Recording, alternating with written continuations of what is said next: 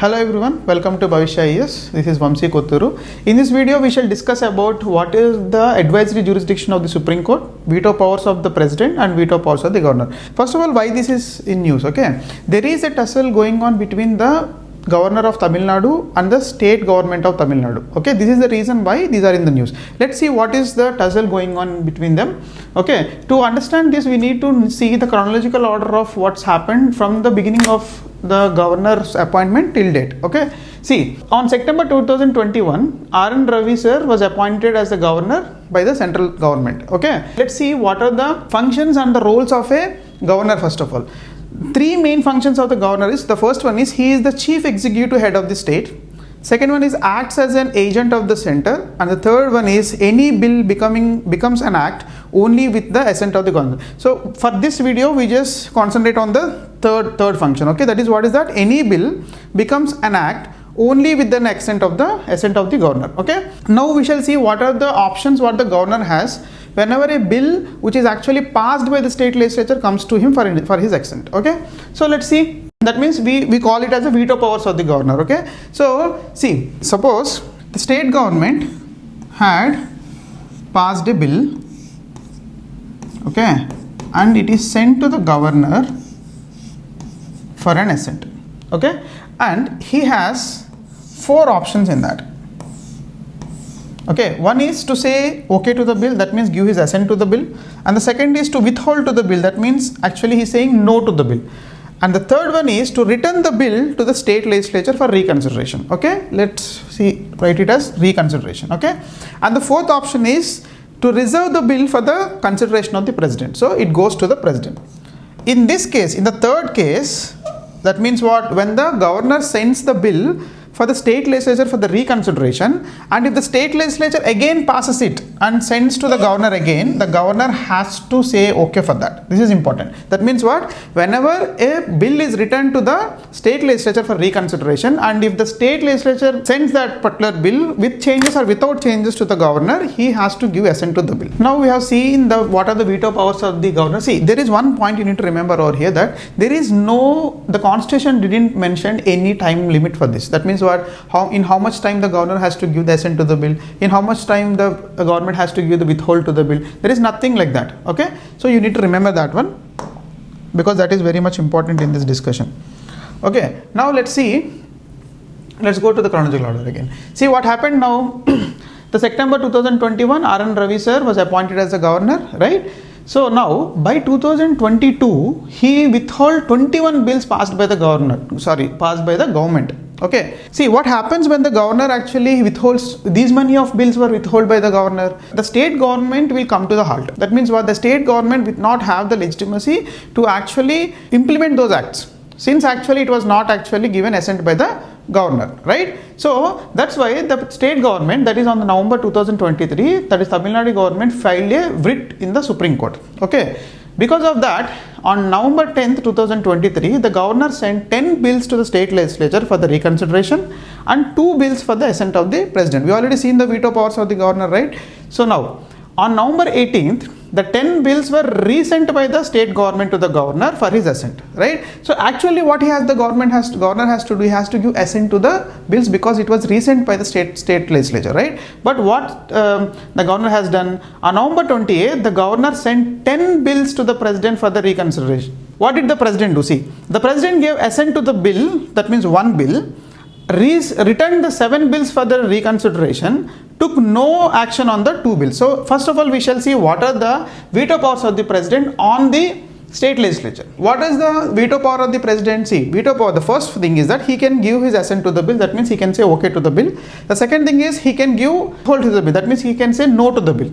And the third one is he can return the bill to the state legislature for the reconsideration. Then what happens is that the house should reconsider the bill within 6 months. That means that the state legislature should reconsider the bill within 6 months, and if after the reconsideration, if the state legislature sends it back to the president, if the president again sends back to the president by the state with or without any changes, okay, the president is not bounded to give his assent.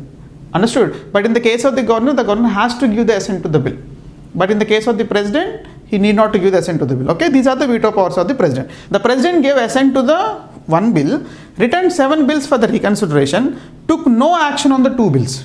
Okay, so now there is a tussle, because then the Supreme Court came into the action, and what it said is that, see, on April 8, 2025, Supreme Court on the Article 142, on the basis of the Article 142, what it said is that it declared the governor's action as unconstitutional. And the second is granted assent to the bills. That means whatever the bills the governor has been not saying anything, that means withholding, all the bills have been given the assent. Okay. This is important. See, provided the timeline for the governor and the president to react on the bills. Okay, but these things were not mentioned in the constitution. There is no timeline for the governor or the president in how much time they had to give the assent to the bills which were actually passed by the respective state legislatures. Okay, so what he said, the governor should decide within 3 months when the bill is sent for the first time. Okay.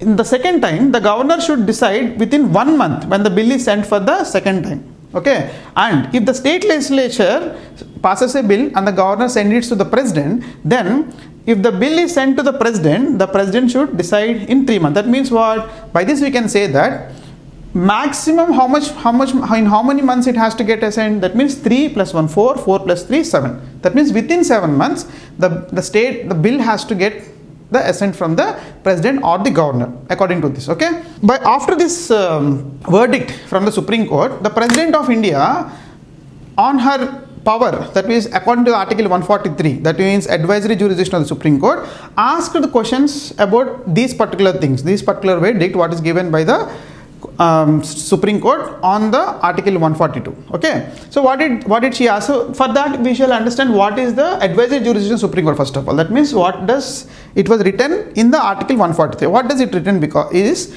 the Constitution gives the President a power to ask some advice to the Supreme Court in 2 cases. The first case is in the matters of the public importance. The first case is if the matter is publicly important. In the second case is when there is a dispute on the pre-constitutional treaty. Pre-constitutional treaty means nothing but any treaty which is made by India before the constitution came. Okay, if there is a problem with that, then the president can go with the advisory jurisdiction to the Supreme Court. Okay, in the 2 cases, in the first case what happens is that the Supreme Court may or may not render its action. That means what? If the president is asking for an advice in the case of the public importance, then the Supreme Court may or may not render its advice. But if it is on the pre-constitutional treaty, the Supreme Court has to render its advice.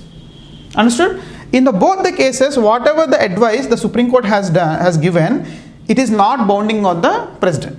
So this is what actually the advisory jurisdiction says. So I think you understood, right? So now on the basis of this advisory jurisdiction, the President of India asked the Supreme Court whether this verdict which is given by on the April 8th 2025 is constitutional or unconstitutional. Okay, so let's see what did the Supreme Court said. Okay, see what the response of the on the response of the president's questions. That means the Supreme Court said that what did you see? The key findings of the 5 judges, that means constitutional bench was formed to actually say what are the answers of the questions dealt by the president. Okay, the first one what it said, the governor cannot sit on an indefinite period on the bills. That is the first thing what it said. And second thing, the court cannot prescribe a fixed time for the governor or the president.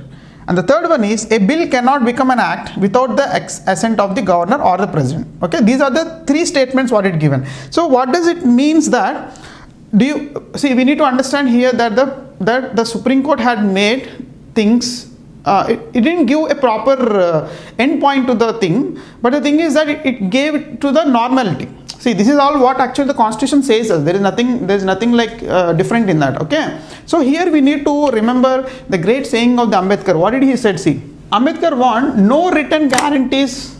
That means rules, laws, constitutions can safeguard democracy if the succeeding generations of the politicians lack a commitment to the spirit of the Constitution. So what does it mean is that it's not about how hard or how rigid are the rules and regulations or how flexible is the rules and regulations. Okay, it depends upon who is actually having the power in their hands. That means ultimately it's in the people's hands who actually can elect their representatives, and how those representatives are committed towards to build the spirit of the constitution. Okay, so I hope you understand this video. If you like the video, just hit the like button, subscribe the channel, share to your friends, and let's meet in the next video. Thank you.